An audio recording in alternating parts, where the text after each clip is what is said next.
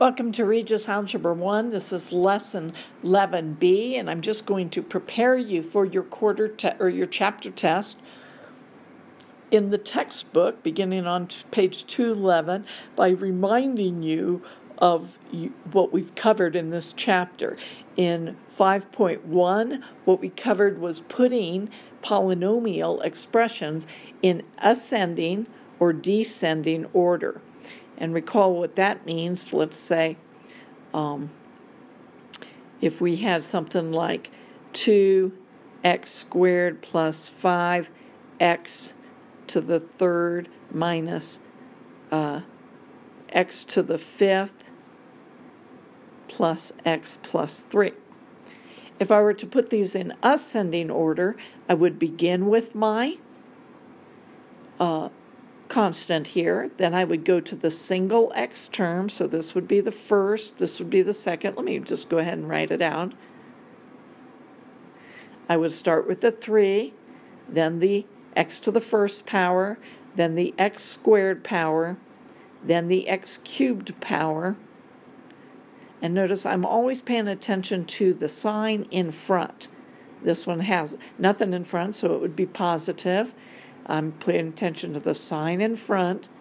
I don't have anything to the fourth power, so I go to the fifth power, and I must pick up the sign in front, just like that. If I were to do it instead in descending order, again, I would start with my highest term, which is x to the fifth. Don't forget the negative in front of it. No x to the fourth term, x to the third term. Don't forget it's a positive. Then the x squared term, it also is positive. Then the x term, it also is positive. And then the constant, which is also positive. And so ascending order right here, going from smallest to greatest, descending order right here. And that is what 5.1 is about. 5.2 has to do with terms of polynomials and the definition of polynomials. So the definition, recall that to be a polynomial, you have x terms, right, or any variable terms, 2 raised to powers, but you cannot have a term that has division by x or division by x squared. You're not allowed to have that, cannot. Okay. Nor can you have anything that has the variable within an absolute value sign, either with something else or without something else. So that is not allowed, that's not allowed, that's not allowed in any term in order to have a polynomial. So go back to 5.2 if you need to review that. In addition, when we're talking about the vocabulary, we care about the number of terms in the expression. If you have only one term, it's a monomial. 2 terms would be a binomial. 3 terms would be a trinomial. And anything greater, we just talk about it as a polynomial of so many terms. If we had 7 terms, we'd say a polynomial of 7 terms. We can also talk about the degree of each term or the degree of the polynomial. Recall the degree of each term. Let's say I have 3x to the 7th. I'm not paying attention to the 3 at all. I'm only paying attention to that. That is a 7th degree term. Or if I had 3x, that really is 3x to the 1. That would be a 1st degree term. This would be a 7th degree term. Or if I had just the number 3, that's like x to the 0, because recall x to the 0 is the same as 1. So this is a 0 degree term. Okay, that's a 0 up there. And that's not written in. That's just what you could have written that meaning the same thing as 3. It simplifies to 3. So if you need to review those terms, check that out. 5.3. Then through 5. Big section, 5.3 through 5.3 is just better. 5.3 is FOIL. So we've reviewed that quite a bit. Don't forget signs matter. Always take your sign into account whenever you're doing FOIL. Okay, and we've reviewed that quite a bit. Also, page 177, go review when we have the binomial, the two terms, times the trinomial.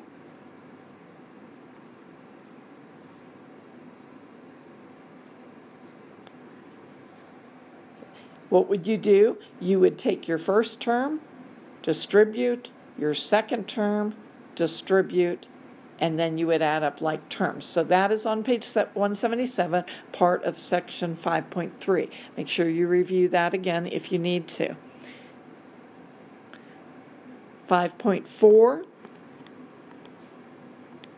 to 5.6 has to do then with doing essentially FOIL in reverse. That's when we are taking a quadratic trinomial. What is a quadratic trinomial? That's three terms. Quadratic means the highest degree is a square. Okay, so it'd be an x squared plus 7x plus 15, let's say, would be a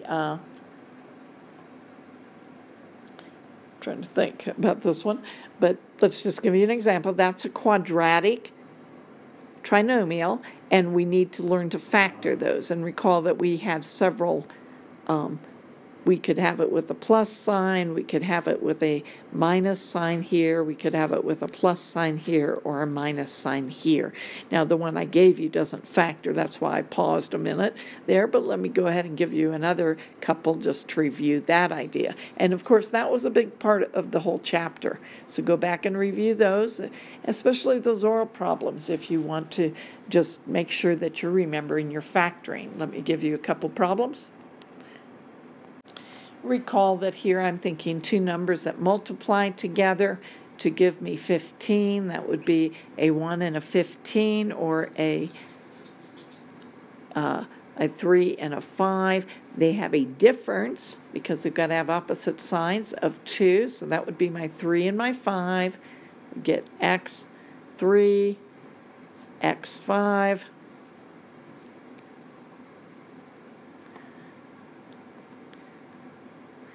The signs have to be different, and the largest one has to be positive. So the 5x would be positive, and the 3x would be negative. So that should look very familiar to you for the next one. Again, the same factoring, 1 and 15, or 3 and 5, but now their sum has to be 8. So again, it'd be x and 3, x and 5, to have a sum of 8. If they both have the same signs, and they both have to be positive. So go back and review those if you need to. The third kind, of course, was where you had some kind of value before the, like 3x squared, a coefficient before the x squared term. Let's do that one. For instance, this factors to 1 and 3. And that's my only choice, so that'll be a little bit easier. This factors to 1 and 2, so my only question is, does the 2 go there, or does the 2 go there? Okay.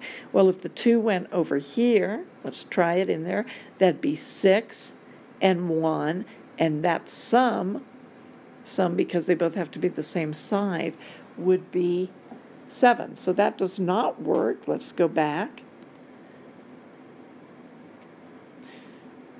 So that if the 2 were here and the 1 were here, then these would sum to 5. They'd both have to be negative. Okay, so you go back and review 3.4 through 3.6 if you need to. Continuing on with this review.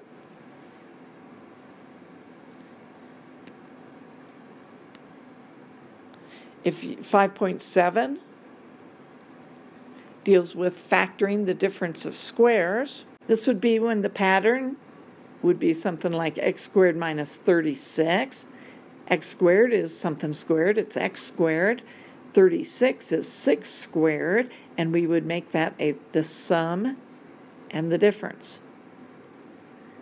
I could also do it something like, I want to make sure I'm not doing more than you've done. Okay, I'm good. If I had 25x squared minus 49, this would be 5x squared. This would be 7 squared. So this is the difference of two squares, or the difference of squares. And my answer would be the sum of these, whatever I'm squaring, times the difference. And recall, the reason this works so well is because the middle terms of my typical trinomial, when I FOIL, the middle terms will drop out because they're identical to one another, except that one is positive and one is negative. Okay, so now the next thing you talked about is 5.8, where we're squaring the binomials.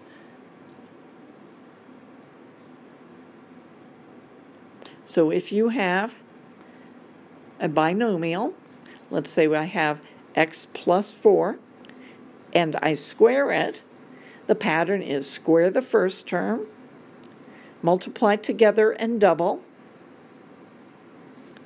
and square the last term. If we had 2x minus 3, there's another binomial squared. I'm going to square the first term,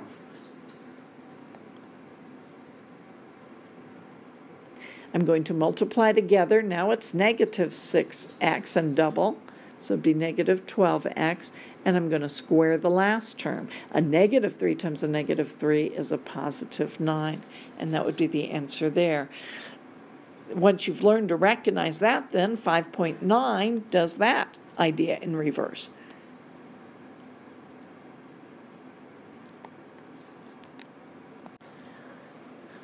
.9 is factoring trinomial squares. Now, trinomial square is a very specific pattern. Some books call it the perfect square trinomial.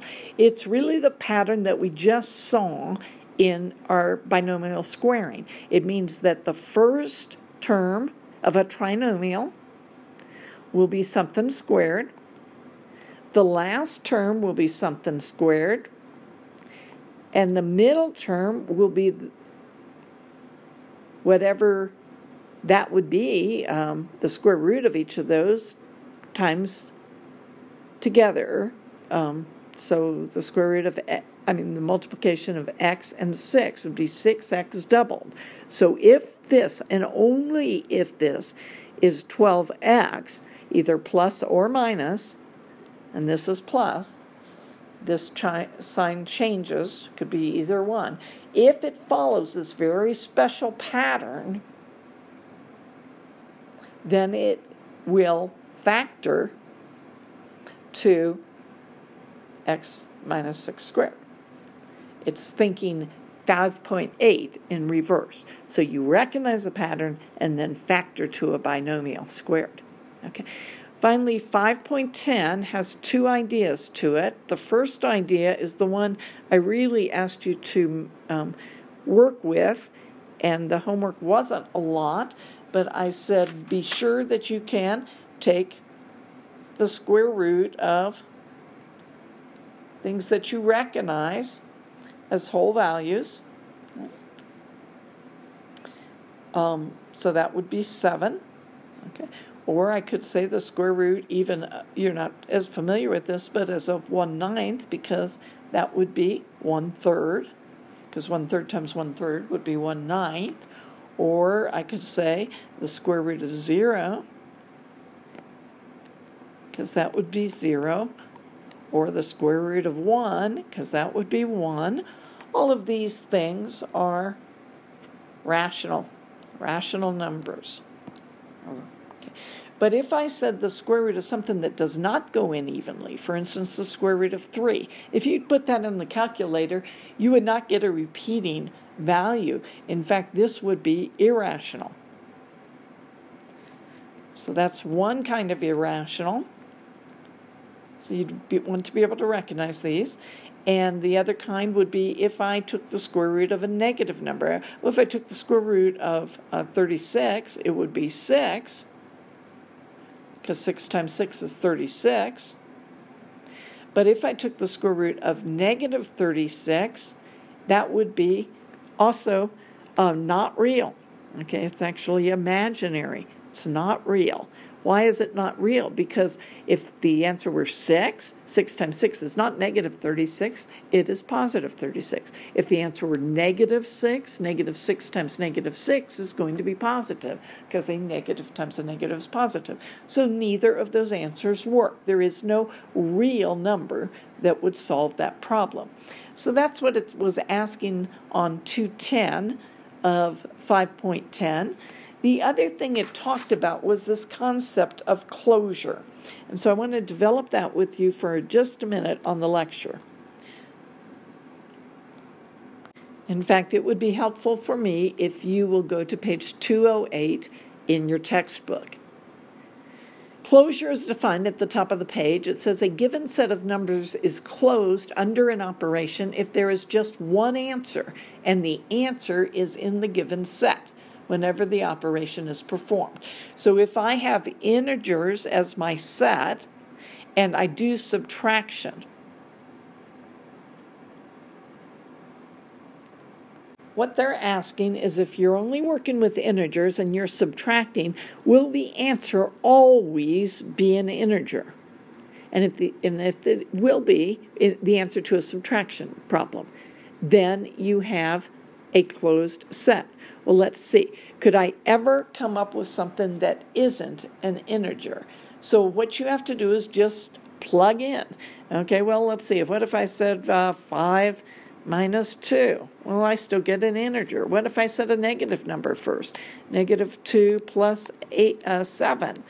Well, I get 5, and that's also an integer. What if I have a 0? A 0, whoops, I should have put a subtraction there. I'm sorry. Let's go back. Get a little ahead of myself.